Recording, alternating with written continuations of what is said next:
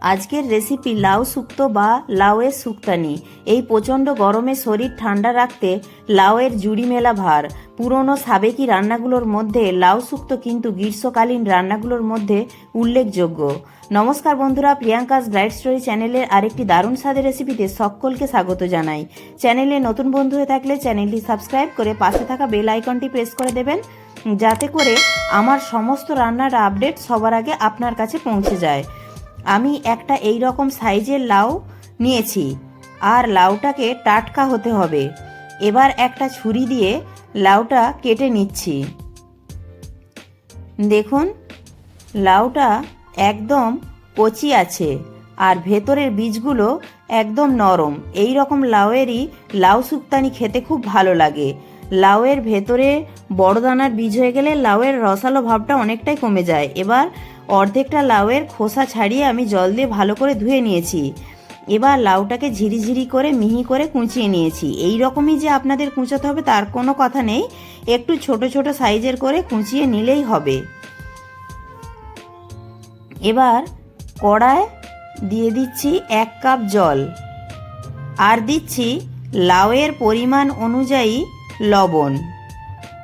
এবার গ্যাসের ফ্লেমটা মিডিয়ামে রেখে লাউগুলো দিয়ে দিচ্ছি, লাউয়ের কুচিগুলো। এবার লাউয়ের কুচিগুলোকে একটু নেড়ে চেড়ে নিয়ে আমরা ঢাকা দিয়ে দেব লাউটা সেদ্ধ হওয়ার জন্য।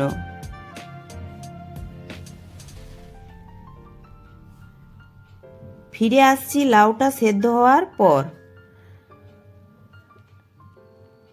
লাউটা দেখুন খুব সুন্দরভাবে সেদ্ধ হয়ে গেছে, একেবারে মজে যাওয়া পর্যন্ত কিন্তু সেদ্ধ করেছি। এবার একটা পাত্রে ঢেলে রাখছি।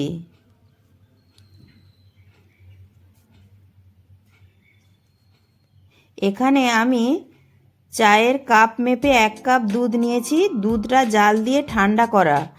দুধের মধ্যে আমি 1 চামচ পরিমাণ ময়দা মিশিয়ে দিচ্ছি। এই দুধটা রান্নায় পরে ব্যবহার করব। এবার একটি মিক্সি জারে দিয়ে দিচ্ছি 1/2 ইঞ্চি আদা একটু টুকরো করে কেটে, আর দিয়ে দিচ্ছি 1.5 চামচ পোস্ত। পোস্তটাকে আমি 10 মিনিট আগে একটু গরম জলে ভিজিয়ে রেখেছিলাম। দেখুন, আদা আর পোস্তটাকে আমি খুব সুন্দর মিহি করে পেস্ট করে নিয়েছি। এবার কড়ায় দিয়ে দিচ্ছি 1 টিস্পুন সর্ষের তেল। তেলটা ভালো করে গরম হয়ে গেলে বড়িগুলো ভেজে নেব। প্রথমেই বেশি পরিমাণ তেল দিলাম না, কারণ বড়ি একটু তেল টানে, তো তাই। এগুলো আমার বাড়িতেই বানানো বিউলির ডালের বড়ি। আপনারা চাইলে বাজারের কেনা বড়িতেও রান্নাটা করতে পারেন। দেখুন, বড়িটা লাল লাল হয়ে ভাজা হয়ে গেছে। এবার বড়িগুলো আমি তেল থেকে তুলে নিচ্ছি। এবার ওই তেলের সঙ্গে আমি আর 1 টিস্পুন তেল অ্যাড করে দিচ্ছি। আর এই রান্নাটা সর্ষের তেলেই বেশি ভালো লাগে খেতে। আপনারাও চেষ্টা করবেন সর্ষের তেলেই এই রান্নাটা করতে। এবার ওতে দিয়ে দিচ্ছি 1 চামচ গ্রেট করা আদা, 1 চামচ মেথি দানা, 1/2 চামচ কালো সর্ষে, একটা তেজপাতা মাঝখান থেকে ছিঁড়ে দিচ্ছি। এটাই এই শুক্তের ফোড়ন। এই ফোড়নটা শুক্তোর একটা দারুণ স্বাদ আনবে। আর এই রান্নায় কিন্তু রাঁধুনি মশলা, কাঁচা লঙ্কা, হলুদ এইগুলোর ব্যবহার নেই। খুবই কম তেল মশলায় এই রান্নাটা হয়ে যায়, কিংবা করলারও দেয়া হয় না এই রান্নায়। ফোড়নটা ভালো করে ভাজা হয়ে গেলে আদা আর পোস্তের যে পেস্টটা বানিয়ে রেখেছিলাম সেইটা দিয়ে দিলাম। এবার 1 থেকে 1.5 মিনিট পোস্তটাকে ভালো করে কষিয়ে নেব।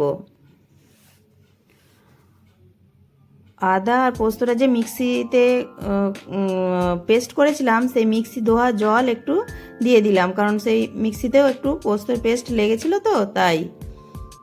পোস্তটা কষিয়ে এরকম যখন তেল ছেড়ে যাবে তখন আমরা ওতে দিয়ে দেব সেদ্ধ করে রাখা আর লাউ।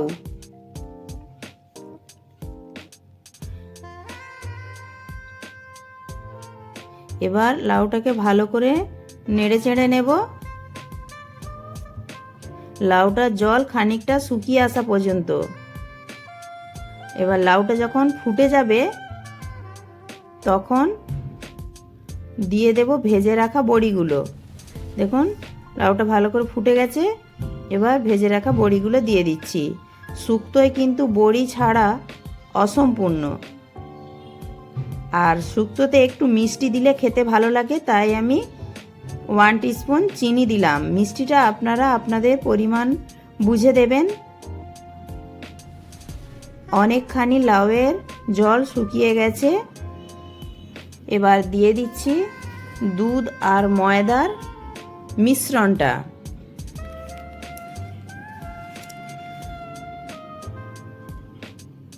এই দুধ আর ময়দার মিশ্রণটা দিলে শুক্তোটা একটু ঘন হবে, খেতেও ভালো লাগবে। এবার 2 থেকে 3 মিনিট রান্না করব গ্যাসের ফ্লেমটা মিডিয়ামে রেখে। বড়িগুলো খুব সুন্দরভাবে নরম হয়ে গেছে। এবার সব রান্নার শেষে দিয়ে দেব 1 চামচ ঘি। ঘিটা ভালো করে শুক্তোর সঙ্গে মিশিয়ে দেব, আর কটা বড়িকে একটু আধ ভাঙা করে দেব। বড়িটা শুক্তোর মধ্যে মিশে গেলে খেতে বেশি ভালো লাগবে। রেসিপিটা দেখে যদি আপনি তৈরি করেন তাহলে এর স্বাদটা কেমন লাগলো আমাকে কিন্তু কমেন্টে জানাতে ভুলবেন না। এবার গ্যাসের ফ্লেমটা বন্ধ করে দিচ্ছি। লাউ শুক্তো পরিবেশন করার জন্য একদম তৈরি। এই শুক্তো আর ঘি সমস্ত কিছু একসঙ্গে মিলেমিশে দারুণ একটা গন্ধ বেরোচ্ছে। এবার দুপুরবেলা গরম ভাতের প্রথম পাতে পরিবেশন করুন।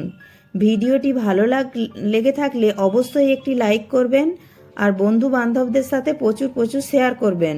আর প্রিয়াঙ্কাস ব্রাইট স্টোরি চ্যানেলে নতুন বন্ধু হয়ে থাকলে চ্যানেলটি সাবস্ক্রাইব করে পাশে থাকা বেল আইকনটি প্রেস করে দেবেন, তাহলে আমি কোনো নিত্য নতুন ভিডিও আপলোড করার সাথে সাথে সবার আগে আপনার কাছে পৌঁছে যাবে।